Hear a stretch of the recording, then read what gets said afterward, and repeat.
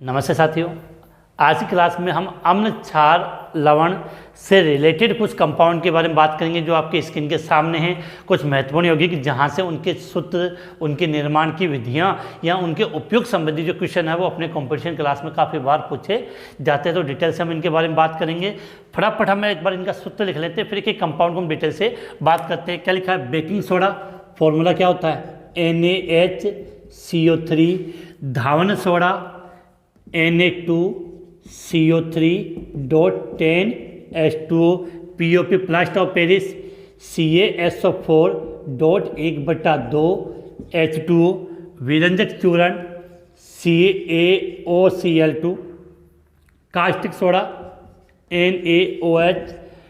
Caustic potash NaKOH। और sodium chloride जिसको हम किससे ले सकते हैं? NaCl के द्वारा रिप्रेजेंट किया जाता है। तो प्रत्येक कंपाउंड के बारे में बात करते हैं। सबसे पहले हम लेते हैं baking soda NaHCO3।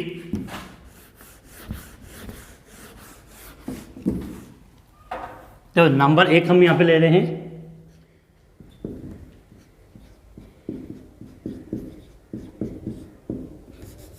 Baking soda. क्या लिखा है? Baking soda. अब पहले बात तो कि बेकिंग सोडा को अलग अलग नाम से जाना जाता है, उन सब के बारे में हम बात कर लेते हैं। सबसे पहले आपके माइंड में क्लियर होना चाहिए कि बेकिंग सोडे का जो अगर आप third grade teacher level 2 science math की तैयारी में 4 चांद लगाना चाहते हो तो MK बूस्टर लाए आपके लिए शानदार मौका, जिसमें आपको third grade teacher science math test series दी जाएगी, जिसमें आपको तमाम क्वालिटी और फीचर मिलेंगे। यहाँ पर आप टेस्ट NCERT और RBSC बुक के आधार पर होंगे। आपके टॉपिक वाइज टेस्ट होंगे। यहाँ आपके टोटल 25 टेस्ट होंगे, इसमें से 20 टेस्ट टॉपिक वाइज होंगे और इन टेस्टों में आपके 30 क्वेश्चन साइंस और मैथ के आएंगे और यह 3 टेस्ट 1/3 सिलेबस के अनुसार होंगे और 2 टेस्ट फुल सिलेबस के अनुसार होंगे। यहाँ पर आपको एक डेमो टेस्ट भी मिलेगा। आपकी परीक्षा के पैटर्न के आधार पर यहाँ पर टेस्ट तैयार किए गए हैं। टेस्ट सीरीज ज्वाइन करने के लिए MK बूस्टर ऐप डाउनलोड करें। यहाँ पर आपको नाम मात्र फीस में यहाँ पर टेस्ट सीरीज शुरू कर सकते हैं। जो फॉर्मूला होता है वो क्या होता है? NaHCO3, sodium hydrogen carbonate. तो पहला तो इसका रासायनिक नाम ये हो जाएगा कि NaHCO3। तो Na का मतलब क्या हुआ? सोडियम। H का मतलब क्या हो गया? हाइड्रोजन। और CO3 का मतलब कार्बोनेट। तो बेकिंग सोडे का रासायनिक नाम क्या हो गया? Sodium hydrogen carbonate. अब बहुत सी जगह सोडियम के स्थान पर हम बाई शब्द का प्रयोग भी कर लेते हैं, तो इसका नाम हो जाता है सोडियम बाई कार्बोनेट। क्या नाम लिख दिया इसका? Sodium by carbonate. तो NaHCO3 सोडियम हाइड्रोजन कार्बोनेट या सोडियम बाई कार्बोनेट, ये तो नॉर्मल है। इसके बाद हम बात करें बेकिंग सोडा, या इसको हम क्या बोलते हैं? खाने का सोडा, मीठा सोडा। बेकिंग सोडा को हम और किस नाम से जानते हैं? खाने का सोडा या मीठा सोडा इसको हम कहते हैं। अब देखो इनके उपयोग की सबसे पहली बात है कि इसके निर्माण की बात करें तो इसके निर्माण के लिए हम क्या करते हैं कि NaCl plus H2O plus CO2 plus NH3, इन कंपाउंड को जब हम क्रिया करवाते हैं, इनको गर्म करते हैं, तो उस कंडीशन में अपना क्या बनता है? NH4Cl प्लस NaHCO3 का निर्माण होता है। ये बिल्कुल क्लियर होना चाहिए कि बेकिंग सोडे का जब हम निर्माण करते हैं तो किस किस कंपाउंड का हम प्रयोग करते हैं? NaCl, H2O, CO2 और NH3, और बनेगा क्या आपका? NH4Cl plus NaCO3। तो ये NaCO3 तो आपका क्या हो गया? Baking soda. और इसको आप जानते हो अमोनियम क्लोराइड या नॉर्मली भाषा में क्या बोलते हैं? नौसदर। उससे बेकिंग सोडा को फिर अलग कर लिया जाता है। तो बिल्कुल क्लियर क्वेश्चन बन जाता है कि बेकिंग सोडा के निर्माण में किन पदार्थों के कच्चे पदार्थ के रूप में प्रयोग किया जाता है? तो NaCl, H2O, CO2 plus NH3। अब आते हैं हम इनके उपयोग के बारे में। इनके जो उपयोग है वो नॉर्मली आप जानते हो, ज़्यादा विशेष बात करने की जरूरत है नहीं है। कि सबसे पहले अगर उपयोग करें तो बेकिंग सोडे का जो उपयोग है वो बेकरी उद्योग में किया जाता है। अब बेकरी उद्योग लिख दिया तो यहाँ हर चीज़ आ गई है, जैसे आपकी डबल रोटी बनाने में, पाव बनाने में, नॉर्मली आपने देखा केक को फुलाया जाता है, तो केक के अंदर भी हम बेकिंग सोडे का प्रयोग करते हैं, क्योंकि बेकरी उद्योग में इसका प्रयोग करने का मुख्य रीज़न है कि जो बेकिंग सोडा है NaCO3, जब इसको हम गर्म करते हैं तो गर्म करने से इससे कौन सी गैस, CO2 गैस निकलती है। तो बिल्कुल याद रखना कि बेकरी उद्योग में। दूसरा अगर हम बात करें तो अग्निशामक यंत्र में, देखो यहाँ पर कंसेप्टली समझ के उपयोग का रीजन क्या है। अग्निशामक यंत्र में होता क्या है कि चाहे बेकरी उद्योग में हो या अग्निशामक यंत्र में, कि सोडियम बाइकार्बोनेट को अगर ज़रा सा भी रिएक्शन होती है तो ये कौन सी गैस देता है, CO2 गैस देता है। और आप हमने अपनी जो पहले की जो क्लास से भी उनमें भी हमने बात की कि CO2 गैस है वो बुझाने का कार्य करती है। CO2 गैस, O2 गैस आग लगाने का कार्य करती है और CO2 गैस बुझाने का कार्य करती है। इसका से बेकरी उद्योग में, अग्निशामक यंत्र में इसका प्रयोग किया जाता है। और एक आपने जो पढ़ा होगा कि पेट की अम्लता को कम करने में क्या होता है कि ज़्यादा चाय कॉफ़ी पीने से या उटपटांग चीज़ें खाने से पेट में अम्ल की मात्रा ज़्यादा हो जाती है। तो उस अम्ल की मात्रा को कम करने के लिए या तो हम प्रयोग करते हैं मिल्क ऑफ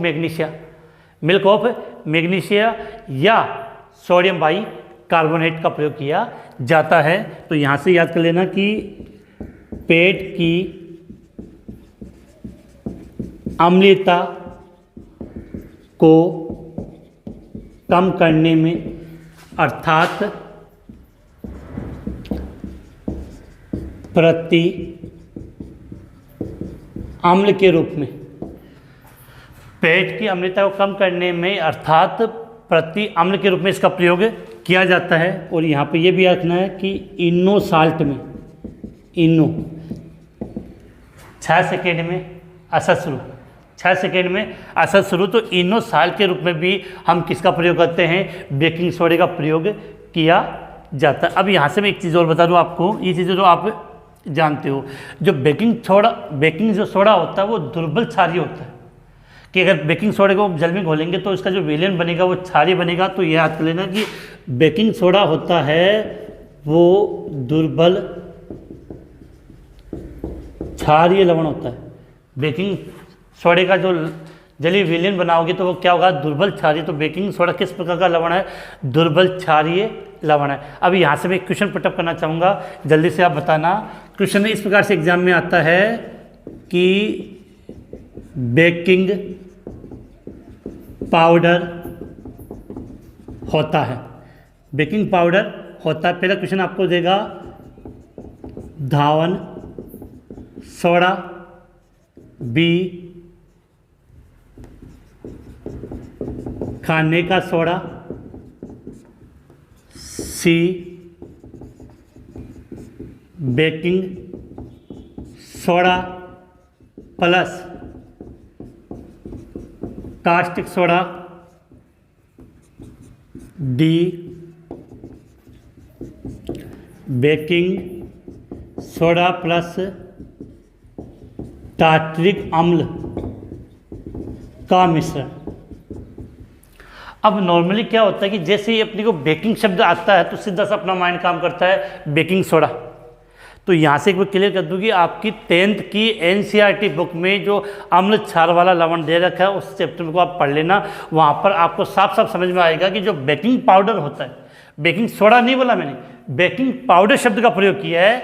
तो जो बेकिंग पाउडर होता है वो बेकिंग सोडा प्लस टार्टरिक अम्ल का मिश्रण होता है। इसको आप अच्छे तरीके से याद कर लेना, कहीं पे क्वेश्चन गलत ना कर बैठो कि बेकिंग सोडा किसका मिश्रण होता है। तो बेकिंग जो सोडा होता है वो बेकिंग पाउडर किसका मिश्रण होगा, बेकिंग सोडा प्लस टार्टरिक अम्ल का मिश्रण होता है। तो क्वेश्चन कहीं गलत ना हो जाए इसलिए मैंने बता दिया। तो ये बातें तो हमने किसके लिए की थी कि बेकिंग सोडा के लिए जो मेन बातें फिर से रिपीट कर लें। बेकिंग सोडा फॉर्मूला NaHCO3, इसमें कोई क्रिस्टलन का जल का अणु नहीं पाया जाता है। ये विशेष याद करना कि दुर्बल क्षारीय लवण होता है, ये नाम आप जानते हो और इनके ये उपयोग होगी। एक चीज़ और बता दूं कि क्षारीय प्रकृति होने के कारण जहाँ पर जैसे आपने पढ़ा होगा कि जैसे मधुमक्खी है, चींटी है, जो डंक मार देती है तो डंक में मेथनोइक अम्ल होता है, वहाँ जलन उत्पन्न होती है।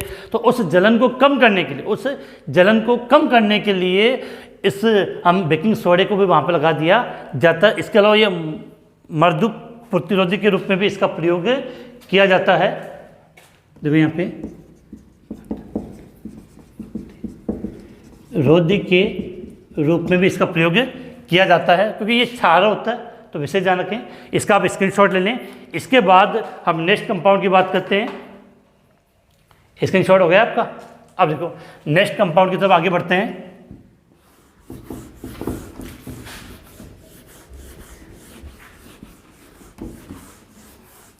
यहाँ समझो, नेक्स्ट जो कंपाउंड हम नंबर 2 पे ले रहे हैं, धावन सोडा, वॉशिंग सोडा। अब कपड़े धोने का सोडा की बात है, क्या लिखा, धावन सोडा या वॉशिंग सोडा। तो पहली बात तो कि इसका फॉर्मूला क्या होता है, तो फॉर्मूला होता है इसका Na2CO3.10H2। क्रिस्टलन के जल के अणु कितने होते हैं, 10 होते हैं, Na2CO3.10H2। तो इसका रासायनिक नाम क्या देंगे, सोडियम कार्बोनेट। सोडियम कार्बोनेट 10 के लिए डेकाहाइड्रेट। तो नाम क्या हो जाएगा इसका, sodium carbonate decahydrate. Sodium carbonate decahydrate. धावन सोडा या वॉशिंग सोडा कहते हैं। एक चीज़ बता दूँ, जैसे एक सिंपल सी बात है, जैसे ये NaHCO3 है, सोडियम बाइकार्बोनेट। इस सोडियम बाइकार्बोनेट को मैंने क्या किया, गर्म किया। सोडियम बाइकार्बोनेट को मैंने क्या किया, गर्म किया। तो क्या करोगे, इसको जब गर्म करोगे तो ध्यान रखना कि सोडियम बाइकार्बोनेट, इसके मैंने कितने अणु लिए, 2। तो क्या बन जाएगा, एक तो बन जाएगा आपका Na2CO3, साथ में जल और CO2 बाहर चली जाएगी। तो इस प्रकार से इसका निर्माण कर सकते हैं, धावन सोडा या वॉशिंग सोडा।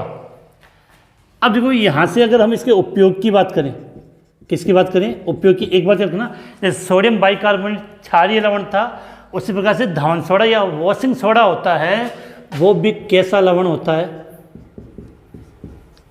क्षारीय लवण होता है। कैसा लवण होता है, धावन सोडा या वॉशिंग सोडा कैसा लवण होता है, क्षारीय लवण होता है। अब देखो यहाँ से उपयोग की बात करें, एक तो सीधी सी उपयोग है कि घरों में साफ सफाई के रूप में इसका प्रयोग किया जाता है, और वॉशिंग मतलब कपड़े धोने में इसका इस्तेमाल किया जाता है। इसके अलावा पानी के खारेपन को दूर करने में, या इसको स्पष्ट लिखा मिल जाएगा कि जल की स्थायी कठोरता दूर करने में, या एक और उपयोगी अगर हम बात करें, कांच, साबुन या कागज उद्योग में। और बात करें तो पेट्रोलियम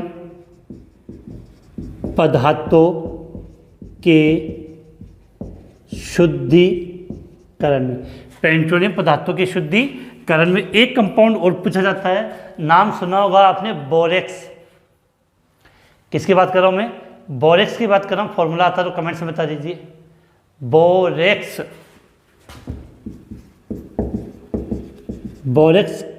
फॉर्मूला क्या होता है, Na2B4O7.10H2। काफ़ी इंपॉर्टेंट कंपाउंड है, याद कर लेना। बोरेक्स का फॉर्मूला क्या है, Na2B4O7.10H2। तो बोरेक्स के निर्माण में, तो ये बातें हमने किसकी की है, धावन सोडा या वॉशिंग सोडा। जल्दी से आप इसका स्क्रीनशॉट ले लें, इसके बाद हम आगे बात करते हैं।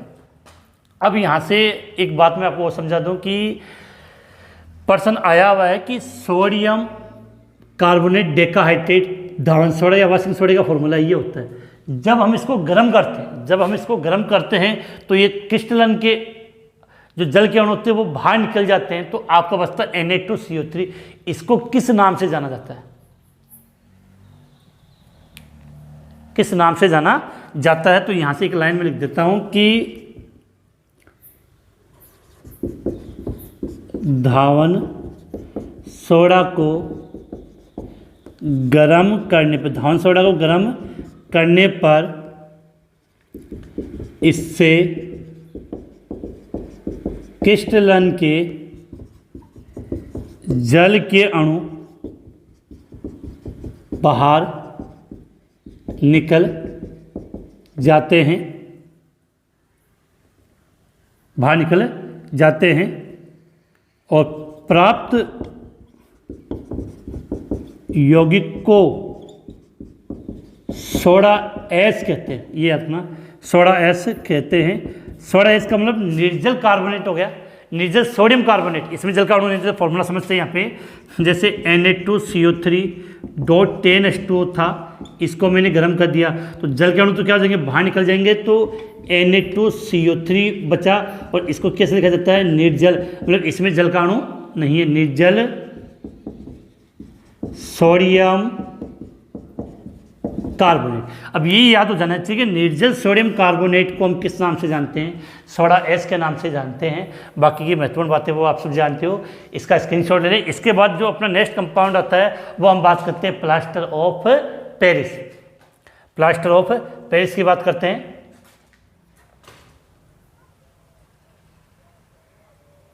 स्क्रीनशॉट हो गया आपका। अब देखो नंबर 30 हम लेते हैं पीओपी, जिसको नॉर्मली हम बोलते हैं प्लास्टर ऑफ पेरिस। देखो यहाँ पे बात करते हैं प्लास्टर ऑफ पेरिस, शॉर्ट में क्या बोलते हैं, पीओपी।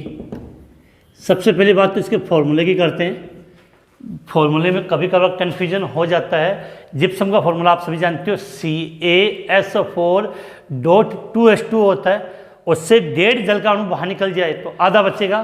तो प्लास्टर ऑफ पेरिस का फॉर्मूला क्या होता है, CaSO4.1/2H2। अब क्या होता है कि जल का अणु अगर रियल में देखा जाए, हम लिख के जरूर रखेंगे, आधा हो नहीं सकता कि जल एक अणु होगा वो टूट तो सकता नहीं, पर पूरा कंप्लीट अणु देगा। तो इसको इस प्रकार से रिप्रेजेंट करते हैं। इसका अगर देखो ये 1 है तो ये आधा, अगर ये 1 करेंगे तो ये क्या हो जाएगा, 2। तो इस फॉर्मूले को हम कैसे लिख सकते हैं, CaSO4.2H2। अब ये बात आपकी क्लियर हो जानी चाहिए कि कई गलतियाँ कि निम्न में से प्लास्टर ऑफ पेरिस का सूत्र है और जल्दीबाजी में हम गलत कर देते हैं कि प्लास्टर ऑफ पेरिस का फॉर्मूला क्या हो जाएगा, CaSO4.1/2H2O या CaSO4.2H2। क्लियर है। अब सबसे पहली बात है कि जिप्सम को प्रश्न आता है कि जिप्सम को किस टेम्परेचर पर गर्म करने पर हमें प्लास्टर ऑफ पेरिस प्राप्त होता है। तो 373 केल्विन पर अगर हम इसको गर्म करेंगे तो हमें प्लास्टर ऑफ पेरिस प्राप्त होता है। तो लिखते हैं कि जिप्सम को 373 केल्विन ताप पर गर्म करने पर पीओपी प्राप्त होती है। जिप्सम का फॉर्मूला क्या होगा, CaSO4.2H2। जब जल के अणु 2 जुड़े होते हैं तो इसको क्या बोलते हैं, जिप्सम बोलते हैं। एक चीज़ और, किसी भी यौगिक में हम ये जो डॉट लगा के जो जल के अणु लिखते हैं उसको बोलते हैं क्रिस्टलन के जल के अणु, ये क्रिस्टलन के अणु, ठीक है। तो CaSO4.2H2 तो क्या बोलते हैं इसको, जिप्सम है। इसको मैंने क्या किया, 373 केल्विन पे गर्म कर दिया तो हमें क्या प्राप्त होगा, CaSO4.1/2H2O प्लस 1.5 जल का अणु क्या हो गया, बाहर निकल गया। ये क्या बन गया, पीओपी। क्या बन गया, पीओपी। अब यहाँ से मैं एक बात और बात करना चाहूँगा आपको कि इसका अगर रासायनिक नाम की बात करें तो क्या होगा, कैल्शियम सल्फेट आधा है तो अनहाइड्रेट या सेमी हाइड्रेट इसको कहा जाता है। तो इसको आप चाहो तो क्या बोल सकते हो, यहाँ लिख रहा हूँ मैं इसको, कैल्शियम सल्फेट अर्ध हाइड्रेट। कैल्शियम सल्फेट अर्ध हाइड्रेट इसको हम क्या बोल सकते हैं, दोनों एक ही है, इधर लिख रहा हूं, कैल्शियम सल्फेट सेमी हाइड्रेट। कोई कन्फ्यूजन नहीं है।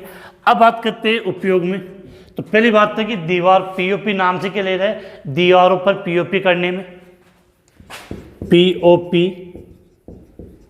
करने में। दूसरा आप सभी जानते हो, अगर हाथ पैर टूट जाए तो प्लास्टर करने में, तो टूटी हुई हड्डियों पर, टूटी हुई हड्डियों पर प्लास्टर करने में। ये वाइट होता है तो इसकी मूर्तियां बनाने में भी इसका, मूर्तियां में खिलौने बनाने में भी इसका प्रयोग किया जाता है। मूर्तियों एवं खिलौने बनाने में, मूर्तियां एवं खिलौने बनाने में। दंत चिकित्सा में भी इसका प्रयोग किया जाता है। भवन निर्माण सामग्री में भी इसका प्रयोग किया जाता है, भवन निर्माण सामग्री में भी इसका प्रयोग किया जाता है। और एक और याद रखना है, अग्नि सह पदार्थ के रूप में। काफ़ी बार आजकल जो कंपटीशन एग्जाम का लेवल आया वो इस प्रकार से एक उपयोग पर आएगा कि प्लास्टर ऑफ पेरिस का उपयोग नहीं किया जाता है, तो वहाँ आपको 3-4 देखकर एक के लिए पूछ लेगा किस में उपयोग किया जाता है और किस में उपयोग नहीं किया जाता। तो प्लास्टर ऑफ पेरिस से जो रिलेटेड महत्वपूर्ण बातें थी वो मैंने एक बात लिख दी है। एक क्वेश्चन और आता है कि प्लास्टर ऑफ पेरिस को जब हम अधिक गर्म करते हैं तो उससे क्रिस्टलन के जल के अणु निकल जाते हैं, और जो हमें प्राप्त होता है उसको बोलते हैं मर्द तापित प्लास्टर। क्या बोलते हैं, मर्द तापित प्लास्टर। की पीओपी को अधिक गर्म करने पर, जो यहाँ लिख देता हूँ, नजर होगा, पीओपी को अधिक गर्म करने पर उसके संपूर्ण क्रिस्टलन के जल के अणु, पीओपी को अधिक गर्म करने पर उसके संपूर्ण क्रिस्टलन के जल के अणु निकल जाते हैं, तो मर्द तापित प्लास्टर प्राप्त होता है। क्या प्राप्त होता है, मर्द तापित प्लास्टर प्राप्त होता है। देखो यहाँ पर ये क्वेश्चन अच्छा आ जाएगा कि मर्द तापित प्लास्टर का सूत्र क्या होता है। किसकी बात करें, मर्द तापित प्लास्टर का सूत्र क्या होता है, ये क्वेश्चन आपसे पूछ लिया जा सकता है। अब सीधी बात है कि प्लास्टर ऑफ पेरिस को जब गर्म करोगे उससे पूर्णतः जल का अणु निकल जाएगा, तो क्या बचेगा, कैल्शियम सल्फेट। तो इसका सूत्र समझ गए। इसके बाद देखो हम नेक्स्ट कंपाउंड की बात करते हैं, विरंजक चूर्ण।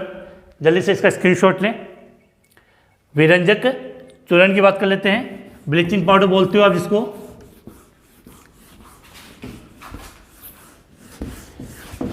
देखो बात करें अगला कंपाउंड नंबर 4, विरंजक चूर्ण। पहली बात इसका फॉर्मूले की बात करें तो विरंजक चूर्ण का फॉर्मूला क्या होता है, CaOCl2। क्या लिखा है, CaOCl2। विरंजक चूर्ण को हम क्या बोलते हैं, ब्लीचिंग पाउडर। विरंजक चूर्ण को क्या बोलते हैं, ब्लीचिंग पाउडर। अब यहाँ पर इसका रासायनिक नाम पूछ लिया जाता है, कैल्शियम CaOCl2। इसको बोलते हैं कैल्शियम ऑक्सीक्लोराइड। Calcium oxychloride. तो विरंजक चूर्ण का जो रासायनिक नाम है वो क्या है, कैल्शियम ऑक्सीक्लोराइड। अब यहाँ से मैं कुछ चीज़ें बता दूं कि अगर इसके निर्माण की समीकरण की बात करें तो बिल्कुल क्लियर होना चाहिए कि कैल्शियम हाइड्रोक्साइड, कैल्शियम हाइड्रोक्साइड के विलयन में कौन सी गैस, क्लोरीन गैस प्रोवाइड कर दो। कैल्शियम हाइड्रोक्साइड के जलीय विलयन में कौन सी गैस प्रोवाइड कर दो, क्लोरीन गैस प्रोवाइड कर दो, तो क्या बन जाएगा आपका CaOCl2 + H2। अब देखो कैल्शियम हाइड्रोक्साइड को क्या बोलते हैं हम, भुजा हुआ चूना। ये क्वेश्चन काफ़ी बार पूछा गया है कि विरंजक चूर्ण के निर्माण में क्लोरीन गैस को कौन से विलयन में प्रभावित करते हैं, तो भुजे हुए चूने में। क्लियर होना चाहिए, भुजे हुए चूने के विलयन में भुजा हुआ चूना, और ये आपका विरंजक चूर्ण आपको यहाँ पे प्राप्त हो गया है। तो बात बिल्कुल क्लियर होनी चाहिए कि भुजे हुए चूने में कौन सी गैस, क्लोरीन गैस। भुजे हुए चूने में क्लोरीन गैस प्रभावित करने पर अपने को ये प्राप्त होता है। अब देखो यहाँ से कुछ बातें हम और बात कर लेते हैं कि जो नाम से विरंजक, रंग को उड़ाने के लिए, रंग को उड़ाने के लिए, तो पहली बात कपड़ों के विरंजक के रूप में, क्या लिखा है, कपड़ों के विरंजक के रूप में। दूसरा कीटाणुनाशक के रूप में, कीटाणुनाशक के रूप में। ऑक्सीकारक के रूप में। क्लोरोफॉर्म के निर्माण में। बर्तनों की धुलाई में। इन सब में किसका प्रयोग किया जाता है, विरंजक चूर्ण का प्रयोग किया जाता है। अभी यहाँ से मैं एक चीज़ और बता दूँ, विरंजक चूर्ण के लिए विरंजक चूर्ण कार्य कैसा करता है, या सूती वस्त्रों के विरंजन, जैसे कपड़ों में बात की, सूती वस्त्र या कागज़ के विरंजन में इसका प्रयोग किया जाता है। अब देखो होता क्या है कि जब विरंजक चूर्ण की क्रिया हम जल से करवाते हैं तो विरंजक चूर्ण के अंदर जो क्लोरीन गैस है, विरंजक चूर्ण को जब हम गर्म करते हैं तो इससे कौन सी गैस बाहर निकलती है, क्लोरीन गैस बाहर निकलती है। और ये क्लोरीन गैस जल के साथ क्रिया करके नवजात ऑक्सीजन मुक्त करती है, और ये नवजात ऑक्सीजन वो ऑक्सीकारक के रूप में कार्य करती है और विरंजन का कार्य करती है। रिएक्शन समझ लेना कि क्या है, विरंजक चूर्ण को गर्म करेंगे तो कौन सी गैस प्राप्त होगी, क्लोरीन। तो ये जो क्लोरीन गैस है, Cl2 गैस है, ये जल के साथ क्रिया करेगी तो क्या बना लेगी, 2HCl प्लस ये ऑक्सीजन मुक्त करेगी O। परमाणुवीय अवस्था में इस ऑक्सीजन को हम बोलते हैं नवजात ऑक्सीजन। और कौन सी, परमाणु अवस्था में। अब ये नवजात ऑक्सीजन क्या करती है कि जो रंगीन पदार्थ है, ये लिख देता हूं, रंगीन पदार्थ, इस रंगीन पदार्थ के साथ ये ऑक्सीजन क्रिया करेगी और उसको रंगहीन में परिवर्तित कर देती है। ये इसके लिए विशेष बात है विरंजक चूर्ण के लिए कि विरंजक चूर्ण कार्य किस प्रकार से करता है। तो विरंजक चूर्ण को गर्म करेंगे तो कौन सी गैस प्राप्त होगी, क्लोरीन गैस। क्लोरीन गैस जल के साथ क्रिया करके करेगी तो नवजात ऑक्सीजन बनाती है, और ये नवजात ऑक्सीजन रंगीन पदार्थ को रंगहीन में परिवर्तित कर देती है। इसका जल्दी से स्क्रीनशॉट लें। उसके बाद हम इसके जो 2-3 कंपाउंड है उनकी और बात कर लेते हैं। हो गया स्क्रीनशॉट। अब देखो सब मैं कंपाउंड में एक साथ लिख देता हूँ। एक तो 5वें नंबर पे पहले मैं ले लेता हूँ। देखो आप सब जानते हो NaCl, क्या बोलते हैं इसको, सोडियम क्लोराइड। नॉर्मली भाषा में क्या कहा जाता है इसको, नमक। आप सुन लेना, चाहे आपका बेकिंग सोडा, धावन सोडा, कास्टिक सोडा, इन सब के निर्माण में इस सोडियम क्लोराइड को कच्चे पदार्थ के रूप में इसका प्रयोग किया जाता है। किसका, इसका कच्चे पदार्थ के रूप में इसका प्रयोग किया जाता है। और एक प्रक्रिया आपने सुनी कि क्लोर क्षार प्रक्रिया, सोडियम क्लोराइड के जलीय विलयन में विद्युत धारा प्रभावित करने पर chlorine gas, hydrogen gas plus क्षार प्राप्त होता है, जिसे क्लोर क्षार प्रक्रिया कहते हैं। काफ़ी इंपॉर्टेंट है, उसके बारे में हम बात करते हैं। तो अब देखो यहाँ से बात करें तो सोडियम क्लोराइड की जब हम बात करें तो इसका सबसे मेन क्वेश्चन जो अपनी NCERT बुक के अकॉर्डिंग बनता है वो इसी प्रक्रिया में बनता है, क्लोर क्षार प्रक्रिया क्या है। क्या लिखा मैंने, क्लोर क्षार प्रक्रिया क्या है। तो बिल्कुल क्लियर ये होनी चाहिए कि सोडियम क्लोराइड के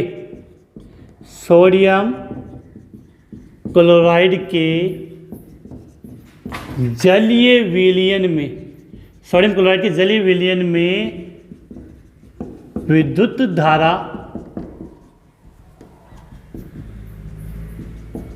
सोडियम क्लोराइड के जलीय विलयन में विद्युत धारा प्रवाहित करने पर एनोड पर क्लोरीन गैस Cl2, कैथोड पर हाइड्रोजन गैस, कैथोड पर हाइड्रोजन गैस, कैथोड पर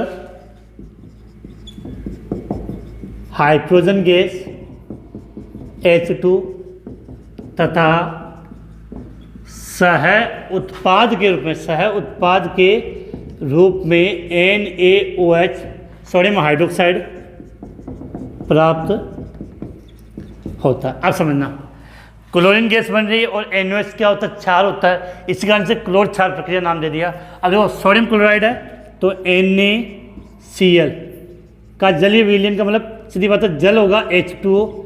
इसमें हमने क्या प्रवाहित की, विद्युत धारा, अर्थात इसका मैंने क्या कर दिया, अपघटन, क्या कर दिया, अपघटन कर दिया, विद्युत अपघटन कर दिया। तो देखो सीधी बात है कि Cl2 जो गैस है वो तो किस पे प्राप्त होगी, एनोड पर। H2 जो गैस है वो किस पे प्राप्त होगी, कैथोड पर। और NaOH है वो सह उत्पाद के रूप में हमें प्राप्त होगा। NaOH क्या, सह उत्पाद के रूप में NaOH हमें यहाँ प्राप्त होता। अब एक चीज़, तो इसके लिए विशेष पॉइंट एक क्वेश्चन बनता था, क्लोरीन गैस का उपयोग, हाइड्रोजन गैस का उपयोग और सोडियम हाइड्रोक्साइड, ये NCERT जो बुक क्लास 10th की उसमें चैप्टर नंबर 2 में इसके बारे में डिटेल से दे रखा और इनके प्रत्येक की पर्टिकुलर उपयोग भी है, वो भी आप देख लेना। इसके बाद देखो हम बात करें, दो चीज़ें बता दूँ, NaOH, KOH। देखो नाम तो आप जानते हो, sodium hydroxide, potassium hydroxide. Sodium hydroxide को हम बोलते हैं कास्टिक, तो कहा जाता है क्षार के लिए इसका शब्द आता है कास्टिक, और सोडियम है तो सोडा, तो इसका नाम तो हो गया कास्टिक सोडा। KOH को हम कहेंगे कास्टिक पोटास।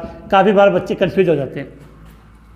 सोडियम हाइड्रोक्साइड के बारे में आप सब जानते हो, कोई विशेष बात बताने लगी इतनी है नहीं। हाँ, पोटेशियम हाइड्रोक्साइड होता है वो CO2 और SO2 गैस के अवशोषण के रूप में ये कार्य करता है। बिल्कुल याद होना चाहिए, NaOH कास्टिक सोडा और KOH कास्टिक पोटास के रूप में इसका प्रयोग किया जाता है। तो आज की इस क्लास में हमने जो अम्ल क्षार और लवण से रिलेटेड जितने भी कंपाउंड थे उन सब के बारे में हमने बात कर ली है। इनके जो महत्वपूर्ण बिंदु थे जो मैंने बता दिए, आज की क्लास यही समाप्त करते हैं। और ये अपना अम्ल क्षार और लवण वाला जो टॉपिक था जो 3-4 क्लासों में कंप्लीट हो चुका है।